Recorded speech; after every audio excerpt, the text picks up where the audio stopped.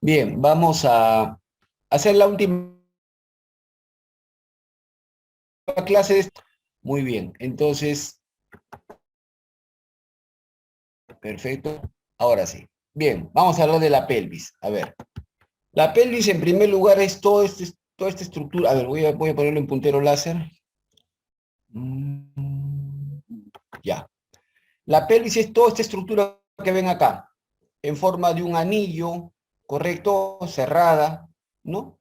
Está formada la pelvis por 10 a 12 huesos, 10 a 12 huesos. A cada lado tenemos los huesos coxales o ilíacos, uno a la derecha, uno a la izquierda, que están separados entre sí por el hueso sacro. El hueso sacro está constituido por las 5 vértebras sacras que normalmente están fusionadas entre sí, formando un solo hueso que es el sacro. Y debajo del sacro tenemos el cóccix. Miren bien cómo se escribe cóccix, ¿correcto? Está formado por 3 a 5 vértebras coxígeas. El número de vértebras coxígeas es variable, ¿correcto? Puede ser de 3 hasta 5. Muy bien. Hablemos del coxal brevemente. Este hueso ya lo estudiamos en miembro inferior. En miembro inferior lo estudiamos, pero vamos a revisar ahora lo que nos interesa para el tema de pelvis. El coxal está formado, siempre recuérdenlo, por la fusión de 3 huesos. El ilion, que es superior y posterior, el isquion, que es inferior y posterior, y el pubis, que es inferior y anterior. ¿Correcto? El isquion destaca por su famosa tuberosidad isquiática, esta estructura sobre la cual uno se sienta. Cuando uno está sentado, está apoyado sobre los isquiones, específicamente sobre las tuberosidades isquiáticas. ¿Correcto? Las 3 porciones del coxal, ilion, isquion y pubis, se unen en el fondo, en la fosa acetabular, ¿no? En la fosa acetabular, en el fondo de la cavidad cotiloidea o acetábulo. Y la osificación completa de este hueso se da alrededor de los 20 años de edad. Bien, el coxal tiene una forma cuadrilátera, eso lo estudiamos en miembro inferior. Tiene un borde anterior, tiene un borde posterior, tiene un borde superior y tiene un borde inferior. Asimismo, tiene una cara externa, que es la que estamos viendo acá, la cara externa o cara extrapélvica, porque mira hacia afuera de la pelvis, extrapélvica, donde destaca esta fosa, pues, ¿no? El cótilo o acetábulo, que sirve para articularse con la cabeza del fémur y formar la articulación coxofemoral, que es la articulación de la cadera. Pero esta es la cara externa, la cara extrapélvica, y aquí vemos la cara interna, la cara medial, la superficie interna del coxal, la superficie intrapélvica, la que mira hacia la pelvis. Esa es la que nos interesa ahora. En esta superficie intrapélvica, lo primero que uno observa que en la cara interna, esta es la llamada fosa ilíaca. Fosa ilíaca, donde se va a insertar el músculo ilíaco. ¿Correcto? Debajo de ella está esta línea, la línea arqueada o también llamada línea innominada o línea arqueada. Esta línea arqueada o línea innominada se continúa hacia adelante con la eminencia iliopubiana o eminencia pectínea, que es el relieve donde se unen el ilion con el pubis. El ilion con la rama superior del pubis se unen en la eminencia iliopubiana o eminencia pectínea, ¿correcto? Luego sigue acá la línea pectínea, que está sobre el borde superior de la rama superior del pubis. El pubis tiene un cuerpo, una rama superior y una rama inferior. La línea pectínea está sobre la rama superior del pubis.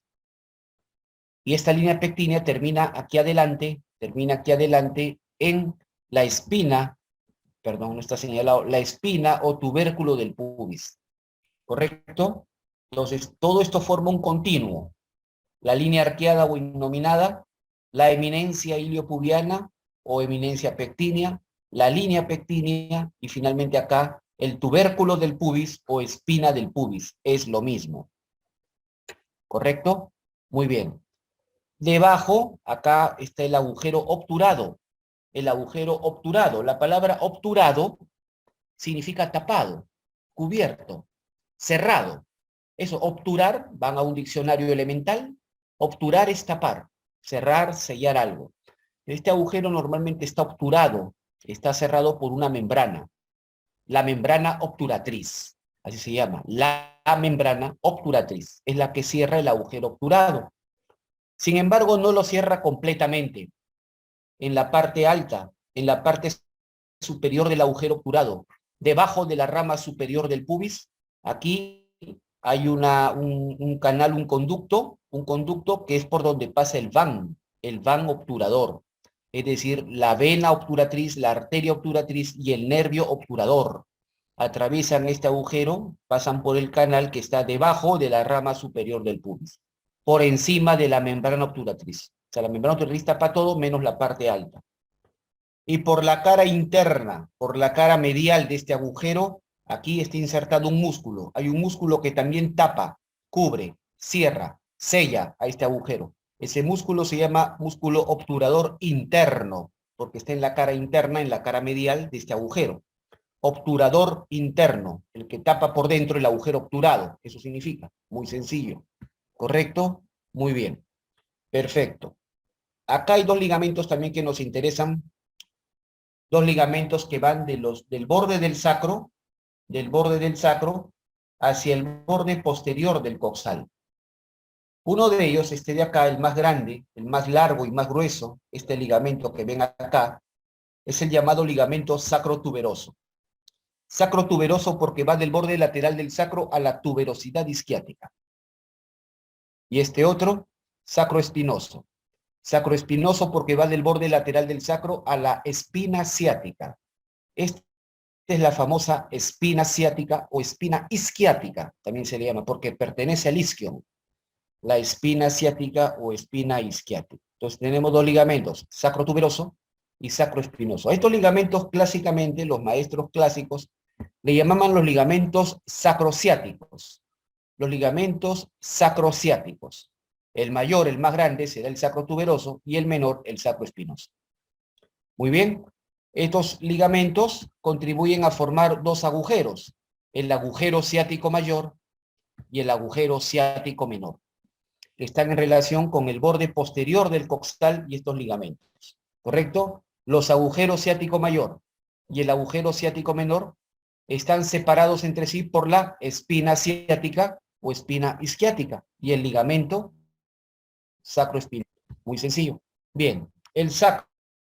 Acá está el sacro, es la resultante de la fusión de 5 vértebras, de las 5 vértebras sacras. Tiene forma de una cuña triangular de base superior, vértice inferior.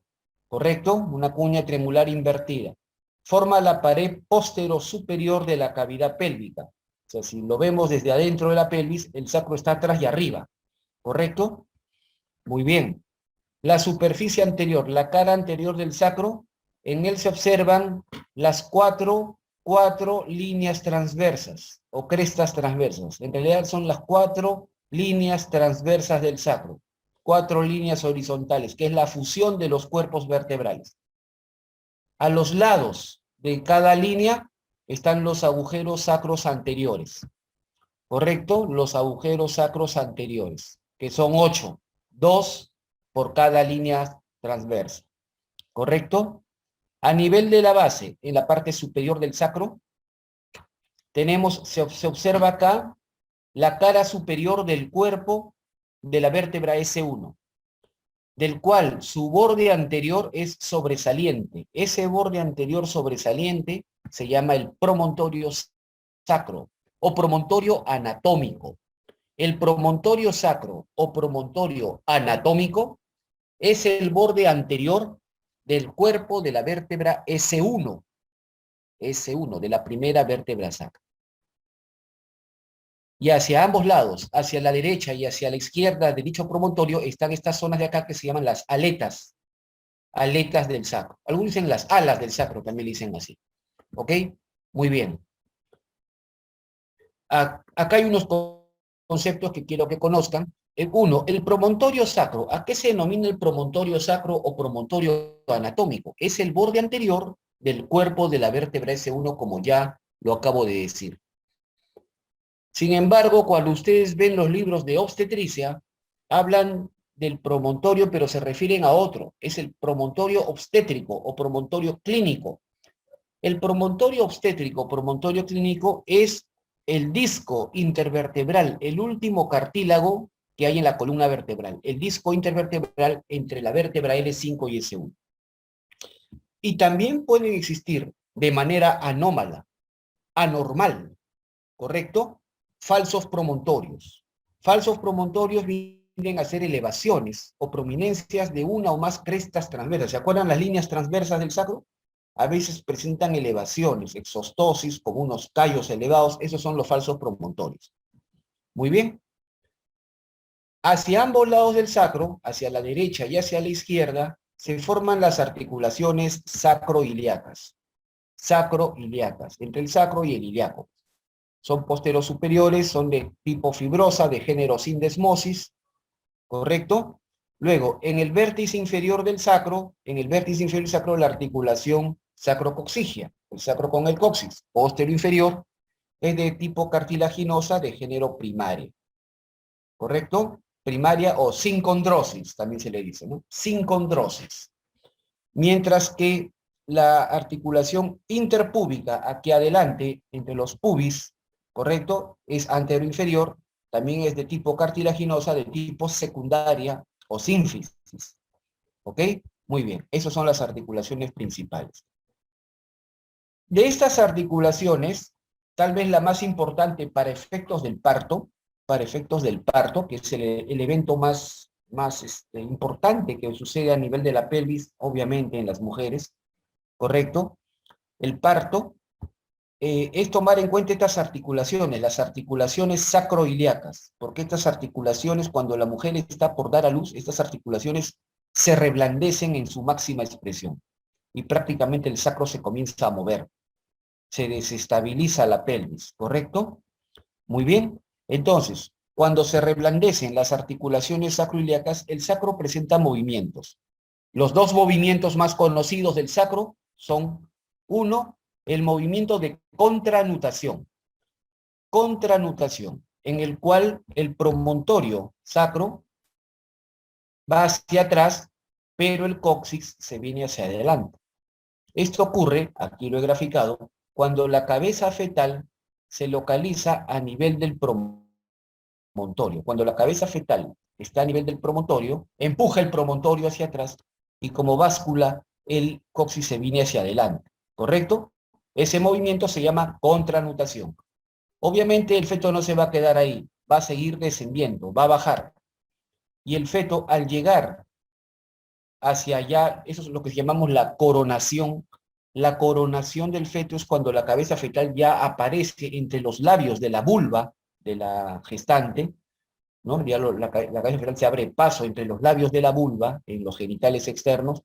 Ahí la cabeza, eso se llama coronación, ahí la cabeza fetal empuja el coxis hacia atrás. Y como báscula, más bien el promontorio se viene hacia adelante. Ese movimiento se llama nutación. Nutación, ¿correcto? Muy bien, perfecto. Ya la pelvis en conjunto, recordar que es una estructura osteofibromuscular, ¿no? Con forma de parece un tazón, ¿no? Como un tazón, como un plato, que tiene una boca ancha y tiene un orificio y un fondo, ¿no? ¿Correcto? Entonces, lo más destacable acá en la pelvis es este orificio, que es llamado el estrecho superior de la pelvis. Estrecho superior de la pelvis, ese orificio. Esta es una pregunta clásica. ¿Qué elementos anatómicos conforman el estrecho superior de la pelvis? ¿Qué elementos anatómicos lo conforman? Hacia atrás el promontorio sacro. Luego sigue el margen, es decir, el borde anterior de las aletas del sacro. Luego sigue las articulaciones sacroiliacas. Luego sigue la línea innominada o línea arqueada. Luego la eminencia iliopubiana o eminencia pectínea. Luego las líneas pectíneas. Luego los tubérculos o espina del pubis. Y terminamos en el borde superior de la sínfisis del pubis. En los tratados de obstetricia, a esto le llaman el suprapubis, el borde superior de la sínfisis del pubis. Hablando en términos obstétricos, se dice suprapubis. El suprapubis es el borde superior de la sínfisis del pubis, con extrema claridad. Muy bien, simple.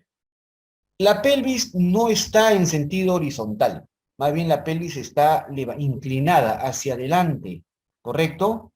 De tal manera que si yo trazo un plano que pasa por el estrecho superior de la pelvis, ese plano, y lo comparo con el plano horizontal o transversal, o más fácil con el suelo, ¿correcto? Ese plano forma un ángulo de 48 a 60 grados. Ese se llama el ángulo de inclinación pélvica. El ángulo de inclinación pélvica, formado por los planos, que uno, el que pasa por el estrecho superior de la pelvis, es decir, que va del promontorio al suprapubis, ¿correcto? Con el plano horizontal, 48 a 60 grados. Este ángulo es mayor en las mujeres, es mayor en el sexo femenino, tiende a los 60 grados, y es menor en los hombres, menor en el sexo masculino, alrededor de 48 grados. Es por eso que 48 a 60, 48 en hombres, 60 en mujeres. El ángulo de inclinación pélvica es mayor en las mujeres. Por otro lado tenemos este otro ángulo, el ángulo lumbosacro, visto de atrás, entre la columna lumbar y la cara posterior del sacro. Ese ángulo está formado por las vértebras L5 y S1 y mide entre 130 y 160. A la inversa, al contrario, de manera opuesta al ángulo de inclinación pélvica, este ángulo lumbosacro es mayor en los hombres, mayor en el sexo masculino. Está alrededor de 160 grados, es menor en las mujeres, 130 grados. ¿Correcto? Entonces, el ángulo de inclinación pélvica es mayor en la mujer, pero el ángulo lumbosacro es mayor en los hombres. ¿Correcto? Muy bien. Perfecto. Aquí está el estrecho superior de la pelvis. Este estrecho superior de la pelvis divide a la pelvis en dos regiones. La zona que está por encima, del estrecho superior se llama la pelvis mayor o pelvis falsa, ya que contiene vísceras del abdomen. Recuerdan ustedes, acá en la fosa ilíaca derecha estaba el ciego, el apéndice, está el uréter derecho, ¿correcto? En la fosa ilíaca izquierda está el colon sigmoides, el uréter izquierdo, ¿correcto? Entonces son vísceras del abdomen. La porción superior de la pelvis que está por encima del estrecho superior se llama pelvis mayor o falsa. Mayor, obviamente, porque es más amplia, falsa, porque contiene vísceras abdominales, no pélvicas. Es superior y anterior. La pelvis inferior o verdadera, la pelvis menor, perdón, menor o verdadera, que está debajo, ¿correcto? Es inferior y posterior, esta contiene vísceras pélvicas. A la pelvis menor o verdadera, en los tratados de obstetricia le llaman así, el desfiladero pélvico. Desfiladero pélvico. No es otra cosa que la pelvis menor o verdadera. La porción de la pelvis que está debajo del estrecho superior. ¿Correcto?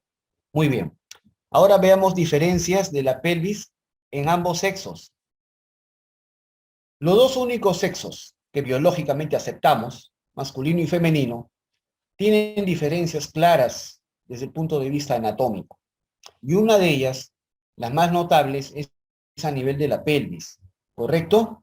Muy bien. Entonces tenemos la pelvis en el sexo masculino y la pelvis en el sexo femenino. No son iguales, hay diferencias.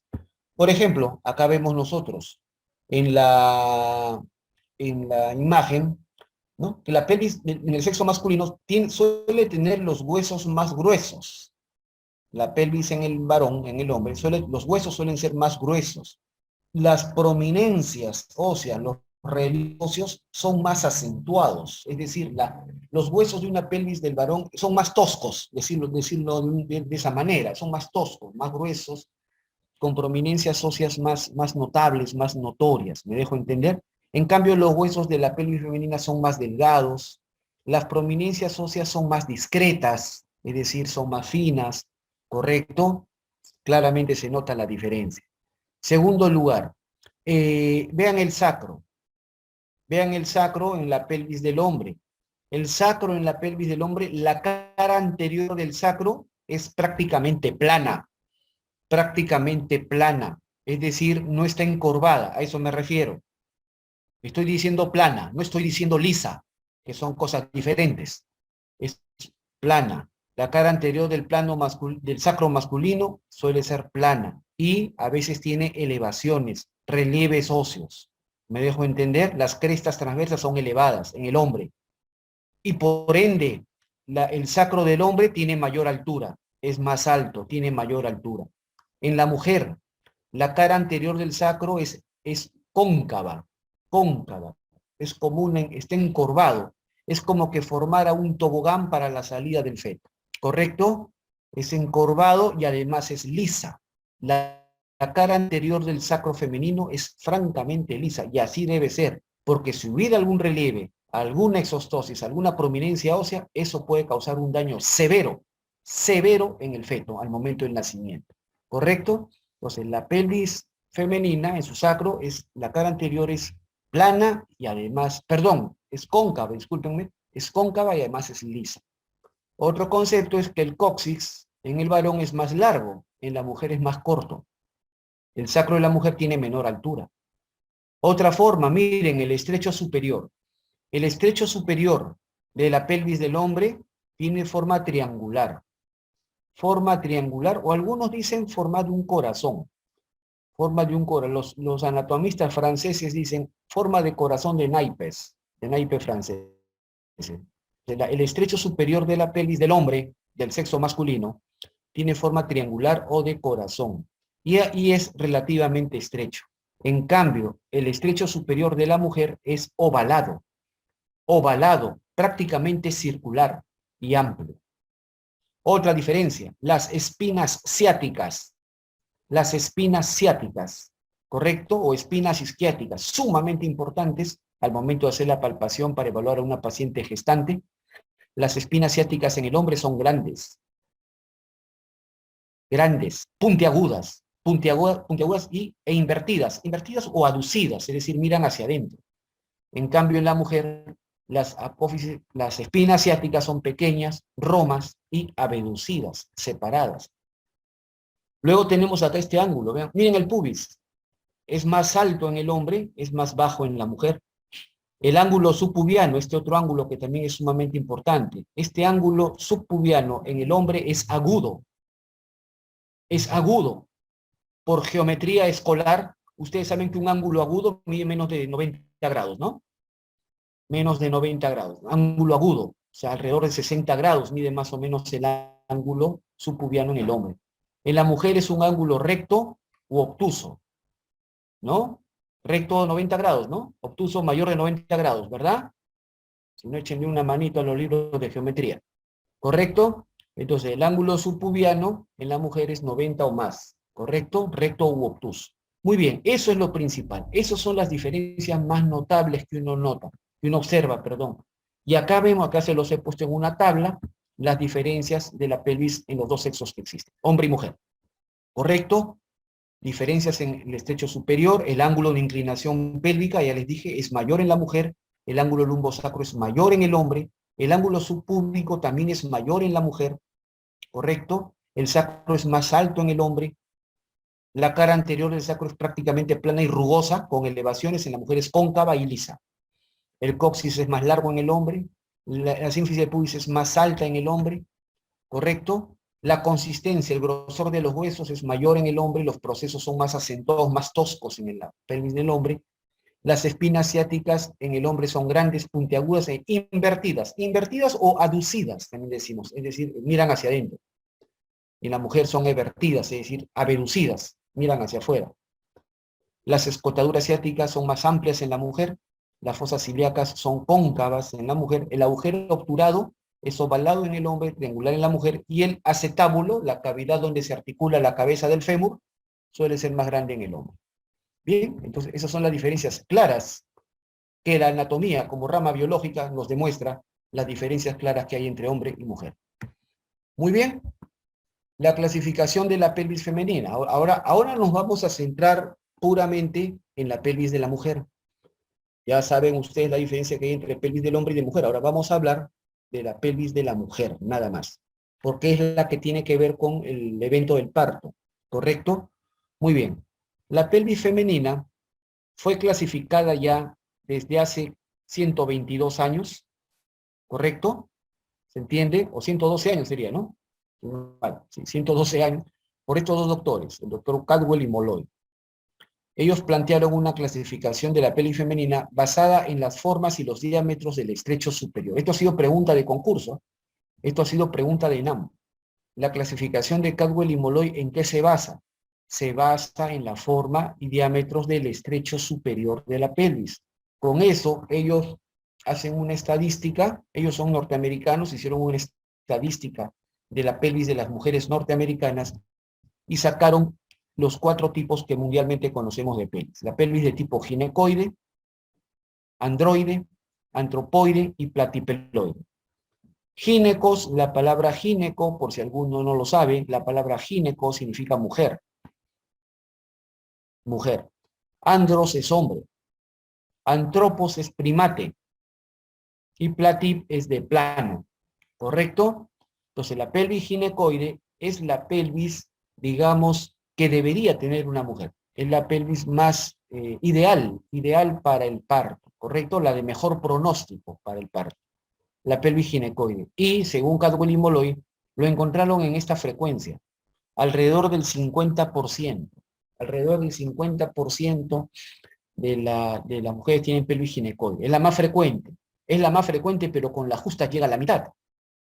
¿Correcto? La segunda más frecuente es la androide. Es la androide. Y es la de peor pronóstico.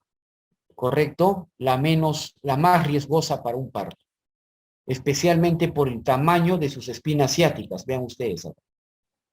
Es la segunda más frecuente. La antropoide, que es la pelvis alargada en sentido anteroposterior, está en el orden de 1/5 de las mujeres, 20%, y la platipeloide es la más rara, es la pelvis ensanchada en sentido transversal, y es menos del 5%, ¿no?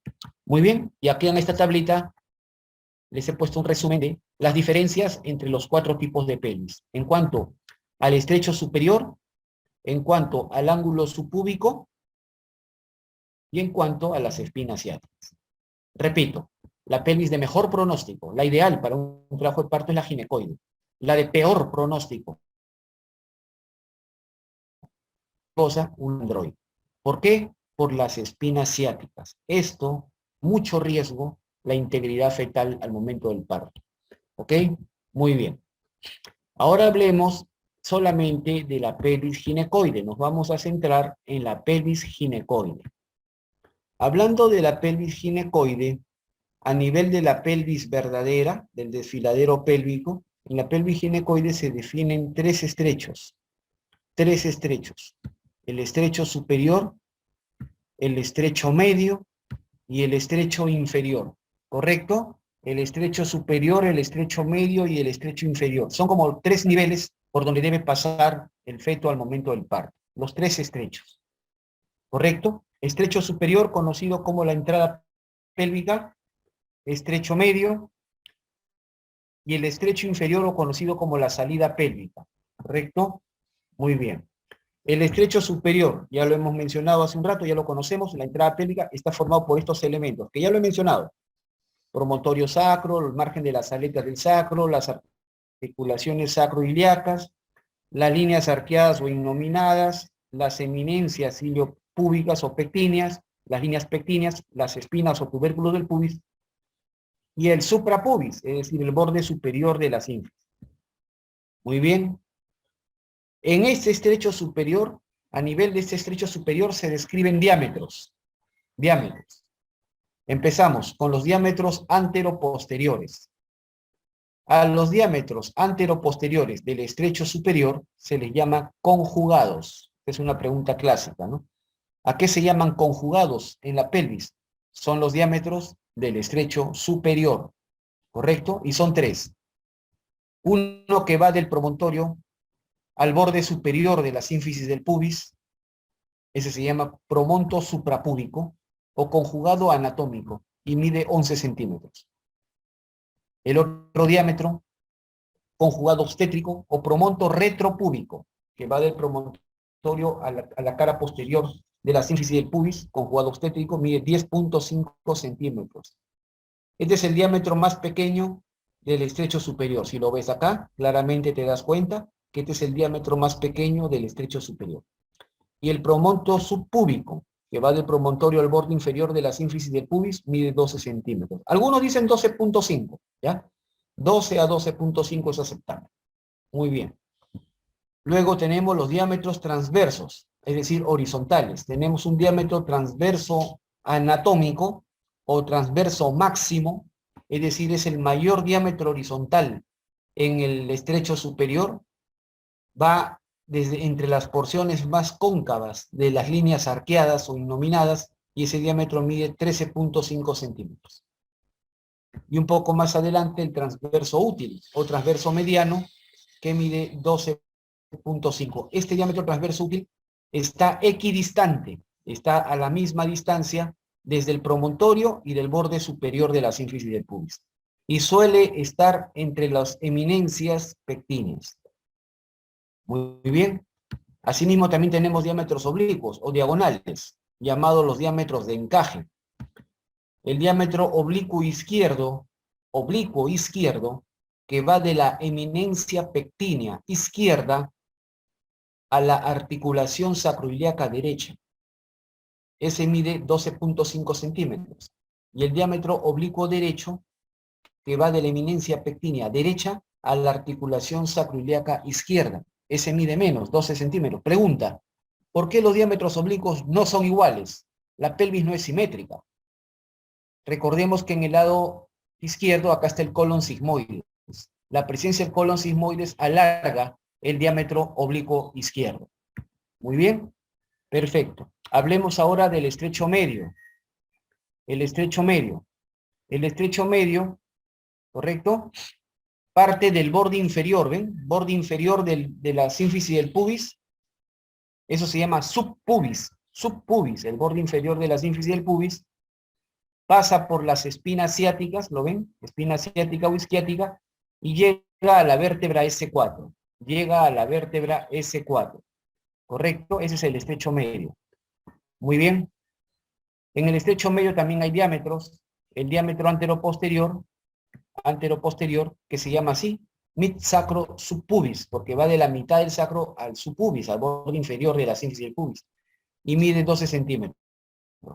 También hay diámetros transversos, el transverso máximo que mide 12 centímetros, y hay un diámetro muy importante, el diámetro más importante del estrecho medio es este, el diámetro biciático, que está uniendo las espinas ciáticas. Este diámetro biciático une las espinas ciáticas o isquiáticas, y ese diámetro mide 10.5 centímetros. Y por último, también hay diámetros oblicuos o diagonales, perdón, derecho e izquierdo, que en este caso sí son iguales, miden 12 centímetros. ¿Correcto? Muy bien. El estrecho inferior de la pelvis o la salida pélvica, ¿correcto? Si lo vemos de abajo, si este estrecho inferior, si vemos la pelvis de abajo, va a presentar forma de un rombo, ¿ven? Aquí está la pelvis vista desde abajo, va a tener forma de un rombo. Está conformado entonces por ¿qué elementos? ¿Qué elementos forman el estrecho inferior? Adelante el subpubis, es decir, borde inferior de la sínfisis del pubis. Luego tenemos las ramas isquiopubianas, derecha e izquierda, ¿correcto? Luego tenemos las tuberosidades isquiáticas. Luego por detrás tenemos los ligamentos, ¿se acuerdan? Sacrotuberosos o sacrociático mayores. Y por último atrás el coxis. Esos son los elementos que forman el estrecho inferior, la salida de la pelvis, ¿correcto? Muy simple. Entonces, perfecto. ¿Cuáles son sus diámetros? En primer lugar tenemos los diámetros anteroposteriores. El subpubis subsacro, que va del borde inferior de la sínfisis del pubis al borde inferior del sacro, y ese mide 11 centímetros. El subpubis subcóccix, que va del borde inferior de la sínfisis del pubis al vértice del cóccix. Este suele medir 9 centímetros, pero en nutación, ¿se acuerdan el movimiento de nutación? En la nutación el coxis se va hacia atrás. En nutación mide 11 centímetros.